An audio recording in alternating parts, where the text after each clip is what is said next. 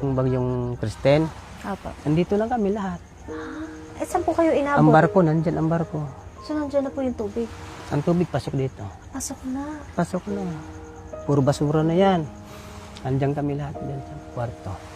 Pwede po ba makisilip sa kwarto, ha? Opo, dyan lang po kami. So, lahat Sa po ng mga pinto. anak niyo po dito.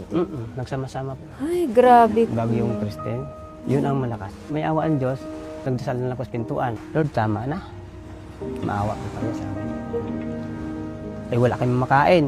Ang ginawa ko, pumunta ko sa labas, palangoy doon. Malalim yan doon. Lumangoy ka po. Opo. Eh, malakas ang agos po. Ang tinatakutan ko po, yung kuryente. Siyempre, mga saksakan na sa baba. Eh, Grabe ka. Sir, kayo po talaga yung, ewan po, kasi nakita ko po yung bahay niyo, katabi mismo ng dagat. Baka pinagtagpo talaga tayo, sir.